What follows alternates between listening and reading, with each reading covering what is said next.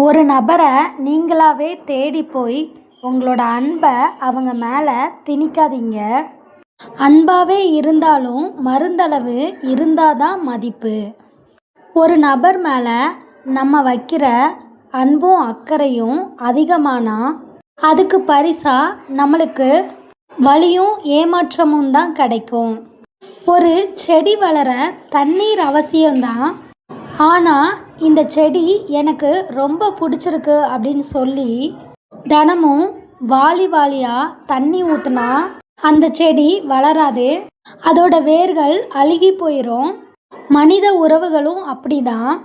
அளவுக்கு அதிகமான அன்பும் நான் உன்னை கவனிச்சுக்கிறேன் அப்படின்ற அதீத அக்கறையும் சில நேரங்களில் மற்றவங்களோட தனித்தன்மையை அழிச்சிரும். வெயிலில் நடக்கிறவனுக்கு தான் நிழலோட அருமை தெரியும், நிழல்லையே இருக்கிறவனுக்கு அதோட அருமை தெரியாது. நீங்கள் எப்போவுமே ஒருத்தங்களுக்காக காத்துக்கிட்டு இருந்தா உங்களோட இருப்பு அவங்களுக்கு பழகி போயிருக்கும். உங்களை பார்க்க முடியாதா அப்படின்ற ஏக்கம் வரும்போது தான் உங்கள் அன்போட உண்மையான மதிப்பு அவங்களுக்கு புரியும். விருந்தினராக ஒருத்தர் வீட்டுக்கு செல்லும்போது அவங்க நம்மளை தலைமையில தூக்கி வச்சு கொண்டாடுவாங்க. ஆனால் நம்ம அங்கேயே தங்கிட்டா மெல்ல மெல்ல அவங்க காட்டுற அன்பும் மரியாதையும் குறைய தொடங்கிரும். அன்பை தேடி போகிறத விட அன்பு உங்களை தேடி வர்ற நிலையை உருவாக்குங்க. ஒருத்தரை தேடி தேடி சென்று நீங்கள் காட்டுற அன்பு சில நேரத்தில் அவங்களுக்கு பெரும் சுமையாக மாறக்கூடும். நீங்கள் ஒதுங்கி இருக்கும்போதும் உங்களை யார் தேடி வர்றாங்களோ அவங்க தான் உங்களோட அன்புக்கு தகுதியானவங்க. நாம் ஒருத்தரை தேடி போகும்போது நம்மளோட சுய மரியாதையை அங்கே அடகு வைக்கிறோம். நம்ம மதிக்கப்படாத இடத்துல நம்மளோட அன்பு திணிக்கப்படும்போது அது நம்மளோட பலவீனமாக பார்க்கப்படும் அப்படின்றத உணருங்க. நாம் 100% அன்பை கொடுத்தா அவங்க கிட்ட இருந்து 1% கிடைக்காதா அப்படின்னு நம்மளோட மனசு ஏங்கும். அந்த 1% அன்பு கூட கிடைக்காத போது ஏற்படுற வலி மரணத்தை விட கொடியது. நம்மோட இருக்கிற உறவுகள்கிட்ட அக்கறை அப்படின்ற பெயரில் நம்ம கேட்குற கேள்வி சில பேருக்கு சிறை கதவுகளாக தெரியும் அப்படின்றதையும் கொஞ்சம் நினைவில் வச்சுக்கோங்க. நீங்கள் விட்டு கொடுத்துக்கிட்டே இருந்தீங்க அப்படின்னா அவங்க உங்களை எட்டி உதச்சிக்கிட்டே தான் இருப்பாங்க. உங்களை உணர்ந்தவங்க கிட்ட மட்டும் விட்டு கொடுங்க. எல்லார்கிட்டையும் விட்டு கொடுக்கறது உங்களோட மதிப்பை இழக்க செய்யும். விட்டு கொடுக்குறது அப்படின்ற பெயரில் உறவுகளுக்காக உங்களை நீங்கள் செதுக்கி கொள்வது அழகுதான். ஆனால் மற்றவங்களுக்காக உங்களை நீங்களே அழிச்சிக்கிறது அறிவுடைமை இல்லை. விட்டு கொடுக்கறதுலையும் ஒரு எல்லையை வச்சுக்கோங்க. எதுலையும் அந்த எல்லையை மீறாமல் பார்த்துக்கோங்க. கடிகாரத்தில் உள்ள முட்கள் தங்களுக்குள்ள விட்டு கொடுத்து இயங்குறதால தான் நேரம் சரியாக தெரியுது. ஆனால் ஒரு முள் மட்டும் நான் மற்ற முட்களுக்காக வழி விடுதேன் அப்படின்னு ஒரே இடத்துல நின்றுட்டா அந்த கடிகாரமே பயனற்றதாக ஆயிடும். அது மாதிரி உங்களோட லட்சியங்களையும் சுய மரியாதையையும் விட்டு கொடுத்து ஒரு இடத்துல நிற்கிறது உங்களை ஒரு பழுதான பொருளாக தான் மற்றவங்களுக்கு காட்டும். நீங்கள் யாருக்காக இறங்கி வர்றீங்க அப்படின்றதுல தான் உங்கள் உயர்வு இருக்குது. நீங்கள் விட்டு கொடுக்கும்போது பரவாயில்ல, எனக்காக அவங்க இவ்வளோ இறங்கி வர்றாங்கன்னு ஒரு சின்ன நன்றி உணர்வோட பார்க்குறவங்க கிட்ட நீங்கள் தாராளமாக விட்டு கொடுங்க. அங்கே அன்பு வளரும். இவன் எப்போவுமே இப்படி தான், நம்ம என்ன சொன்னாலும் செய்வான் அப்படின்னு உங்களோட மென்மையை உங்களோட பலவீனமாக கருதுறவங்க கிட்ட உங்களோட இல்லை அப்படின்ற வார்த்தை இடியாக ஒலிக்கணும். நீங்கள் எப்போவுமே கிடைப்பீங்க அப்படின்ற எண்ணம் வரும்போது உங்களோட வார்த்தைகளுக்கு மதிப்பு இருக்காது. மற்றவங்களை திருப்திப்படுத்த முயலும்போது உங்களை நீங்கள் திருப்திப்படுத்த மறந்துடுறீங்க. நீங்கள் விட்டு கொடுக்குற அளவுக்கு மற்றவங்க உங்களுக்கு செய்யாத போது அது மிகப்பெரிய மன அழுத்தத்தை தரும். இனி நீங்கள் விட்டு கொடுக்குறீங்க அப்படின்னா அதுக்கு அவங்க பாத்திரமானவங்களா அப்படின்றத கொஞ்சம் பரிசோதித்து விட்டு கொடுங்க.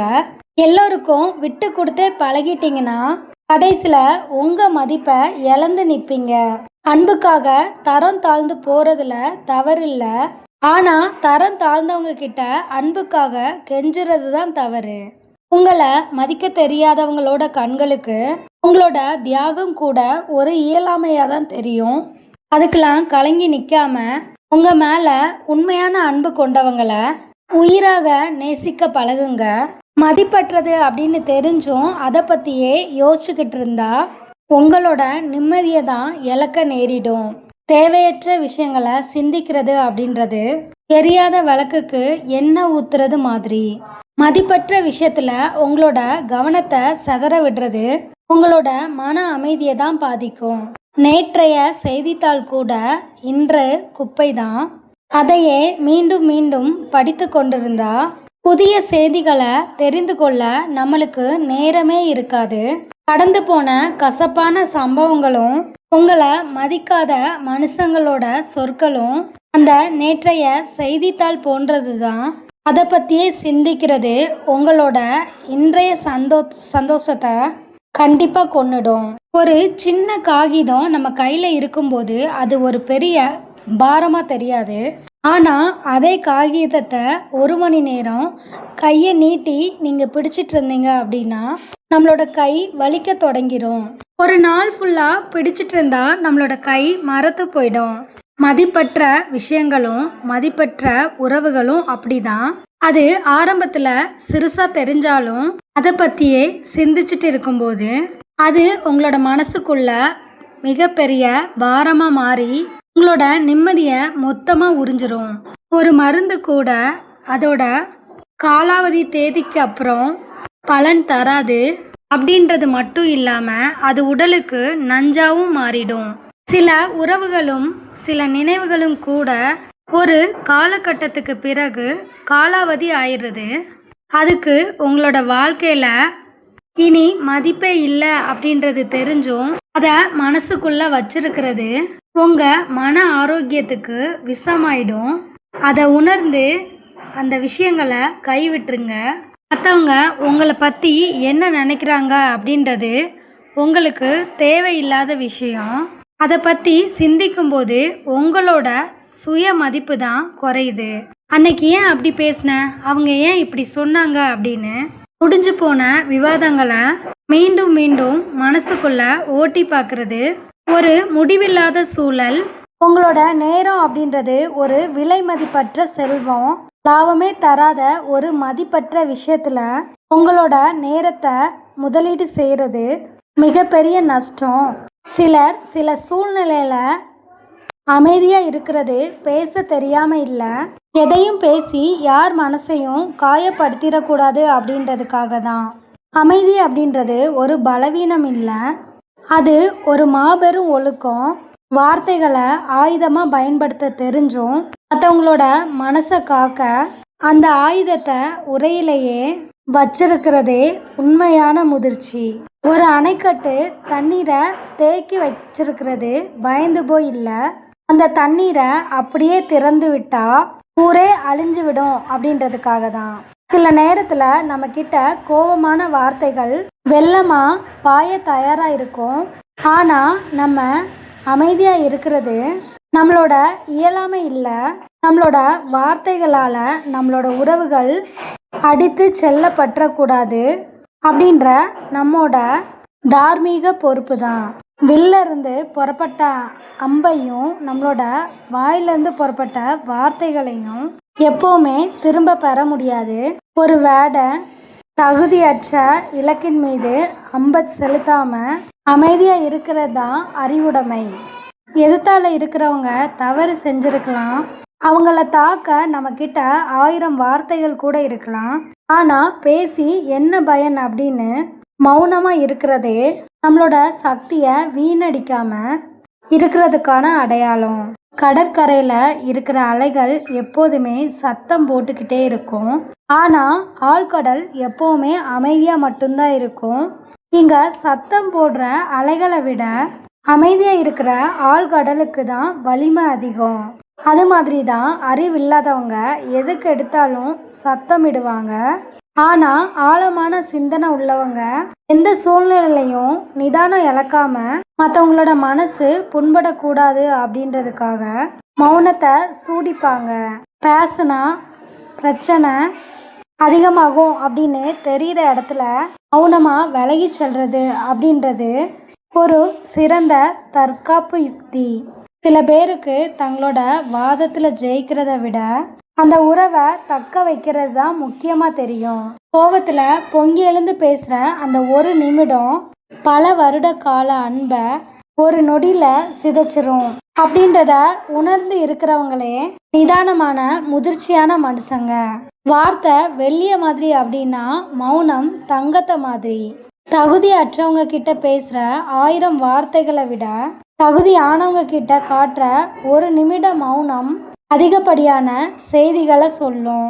கவலைப்படுறதும் வருந்துறதும் ஒரு ஆடுற நாற்காலியை போன்றது.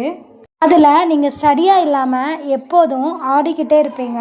ஒரு வேலையை செய்கிற மாதிரி அது உங்களுக்கு ஒரு உணர்வை கூட தரும். ஆனால் அது ஒரு அடி கூட உங்களை முன்னேற விடாது. ஒரு விஷயம் நடந்து முடிஞ்சிருச்சு அப்படி இல்லைன்னா ஒரு விஷயம் உங்களோட கட்டுப்பாட்டில் இல்லை அப்படின்னா அதுக்காக வருந்துறது உங்களோட சக்தியை வெறுமுனையாக விரயம் செய்கிறதுக்கு சமம். தவறுதலாக கீழே விழுந்து உடஞ்ச கண்ணாடியை பார்த்து அழுது கொண்டு இருக்கிறதால அது திரும்பவும் ஒன்றாக போகிறதில்ல. அதுக்கு பதிலாக உடஞ்ச துண்டுகளை எடுக்க முயற்சி பண்ணும்போது உங்களோட கையில் காயம் அதிகமாக ஏற்படுறதுக்கு வாய்ப்பு இருக்குது. அது மாதிரி ஒரு சில உறவுகளோ ஒரு சில வாய்ப்புகளோ கை நழுவி போகும்போது அதையே நினச்சி வருந்துறது உடஞ்ச கண்ணாடியை தொடுற மாதிரி உங்களோட மனசை அது காயப்படுத்திக்கிட்டே இருக்கும். எந்த ஒரு விஷயம் அல்லது எந்த ஒரு உறவு உங்களுக்கு மகிழ்ச்சியோ இல்லைன்னா வளர்ச்சியோ தரலை அப்படின்னா அது உங்களுக்கு முக்கியம் இல்லாதது அப்படின்ற பட்டியலில் சேர்த்துருங்க. உங்களோட மூளை குப்பை தொட்டி இல்லை, அது ஒரு நந்தவனம். அங்கே அழகான எண்ணங்களை மட்டுமே வளர விடுங்க. அதில் வரவங்க போகிறவங்களையெல்லாம் சேர்த்துக்கிட்டு அந்த அழகான நந்தவனத்தை அலங்கோலமாக மாற்றிடாதீங்க. இந்த வீடியோ கண்டிப்பாக உங்களுக்கு ஏதாவது ஒரு விஷயத்தில் உதவும் அப்படின்னு நான் நம்புகிறேன். இது மாதிரி அடுத்தடுத்த யூஸ்ஃபுல்லான வீடியோஸ்க்கு நம்ம சேனலை ஃபர்ஸ்ட் டைம் வாட்ச் பண்ணுறீங்க அப்படின்னா சப்ஸ்கிரைப் பண்ண மறந்துடாதீங்க. அண்ட் பெல் ஐக்கானை கிளிக் பண்ணி ஆல் இன் டெஸ்மில் ப்ரெஸ் பண்ணிக்கோங்க. அப்போ தான் நம்ம அப்டேட் பண்ணுற ஒவ்வொரு வீடியோஸும் உங்களுக்கு இமீடியட்டாக ரீச் ஆகும். தேங்க்யூ. ஒரு நபரை நீங்களாகவே தேடி போய் உங்களோட அன்பை அவங்க மேலே திணிக்காதீங்க.